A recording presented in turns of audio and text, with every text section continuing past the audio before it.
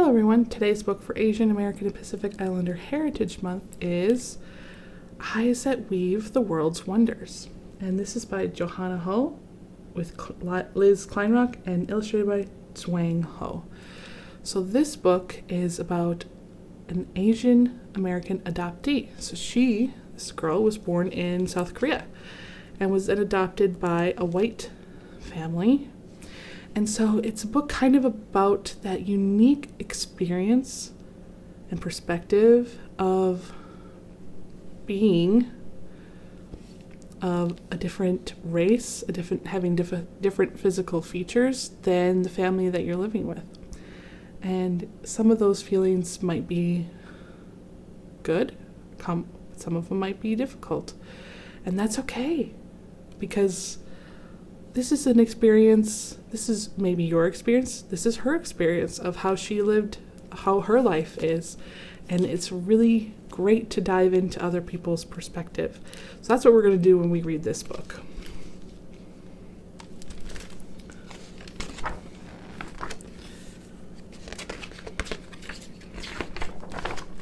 Every year, my family poses for pictures, running and laughing, hugging and jumping, standing and squatting and smiling, in matching clothes and matching shoes and matching laughter.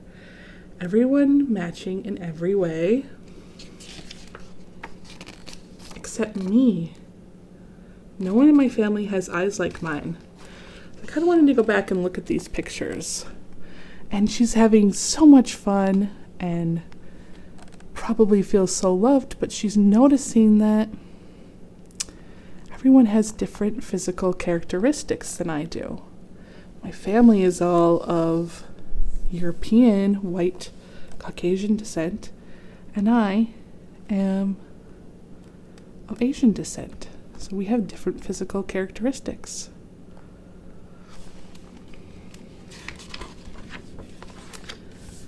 Here's another example. No one in my family has eyes like mine, she says. Her eyes have a different shape than the eyes of her family. She's noticing that.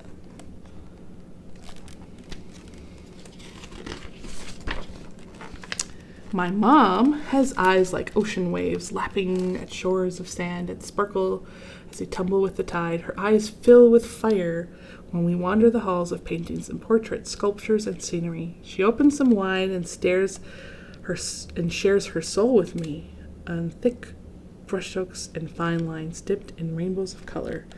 So her mom's eyes are physically blue, but she's also talking about how they light up when she is at an art museum or looking at something she really loves.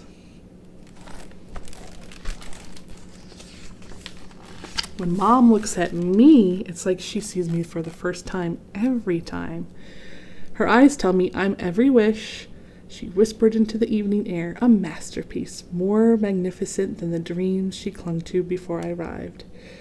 So she's saying her Mom's eyes look at me like I'm a piece of art, a masterpiece, and a wish come true. She's noticing how her mom's eyes react when she sees her.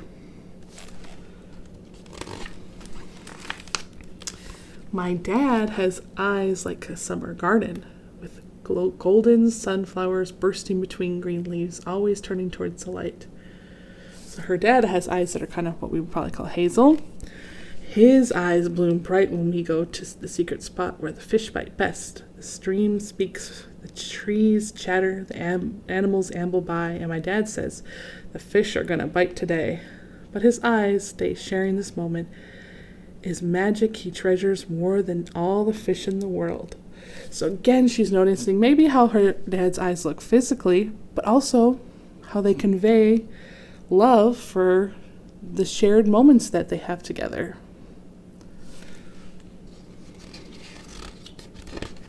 When they go fishing, sometimes our lines get crossed, they twist and turn, and I don't know how to untangle every loop. My dad takes my hand and his eyes tell me it will be okay. Some knots bind us with bonds more visible than blood. So she's saying we can be bonded even though we don't share the same bloodline.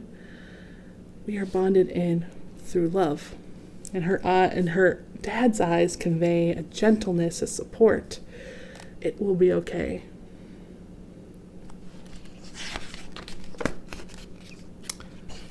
My parents' eyes don't look like mine, but through them I see a world of wonder, a world that made us family. So you might have heard the phrase, the eyes are a window to the soul. So she's kind of noticing that maybe my parents' eyes don't physically look at mine, but through them I see all the love they have for me and the love of the time that we share together.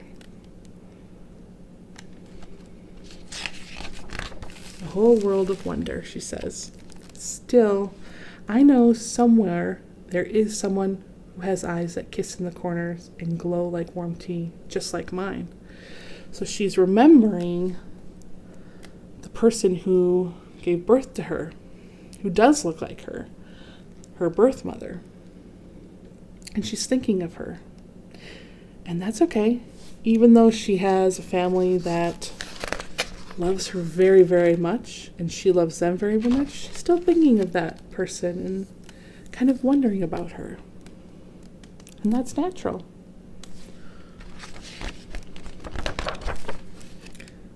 There are trinkets that travel with me between lives, stories I've been told so many times they become memories that I'm not sure are mine. A one-eyed rabbit with a yellow bow, I used to match in size. A handmade hanbok with a sea green skirt and sleeves the colors of sunrise. So that's a traditional South Korean dress. A cotton white blanket that wrapped me in warmth as I watched myself rise to the skies. So this is her family, her when she's leaving with her new family on an airplane.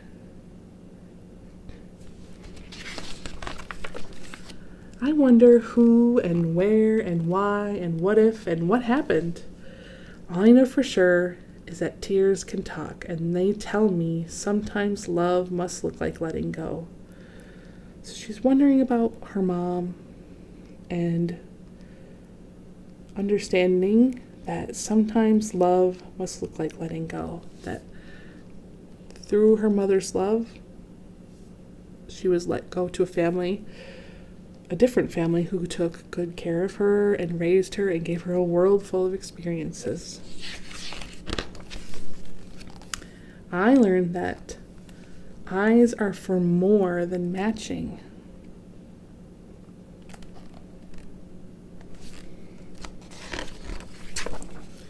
I have eyes that spin stories and weave the world's wonders. My eyes fill with fire and bloom bright with light that bends through mist and dew. They are silk strands that soak up the sun and shimmer with the hues of hopes and dreams I braid into tales that only I can tell.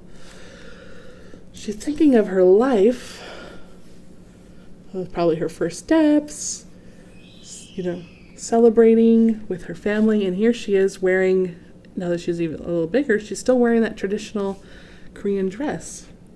And she's saying, I braided into tales that only I can tell. This is her life, her experiences. She is someone who was adopted. She's got a unique story to tell because of that.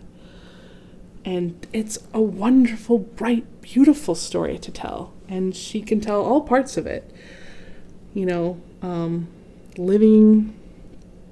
Embracing her culture and living in America, her Korean culture and living in America, and maybe looking different than a family, looking different than her parents, also thinking about her birth family. That's her story, and she can tell it and tell the world's wonders through her own story and her eyes. My eyes wrap the yarn of every story I know into the stitches of stories I don't. My eyes are eyelets through which I tie and the whispered wishes of the past to the fearless designs of my future.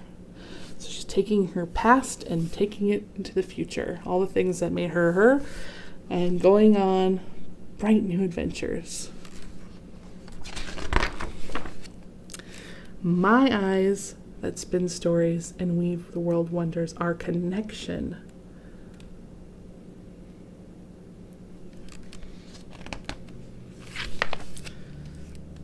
They are mom and dad and people I see in my dreams. They are me and they are wonderful. Her eyes are who she is. She's part of her story.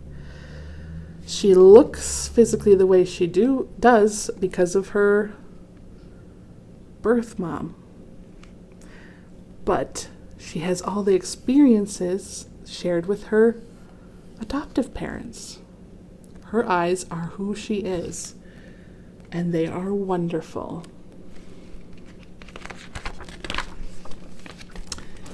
So I like that book because it can be a unique experience to be an adopted person. And it's good that we read and share stories so that people who are also adopted can find connection to one another and say, yeah, I know what that feels like.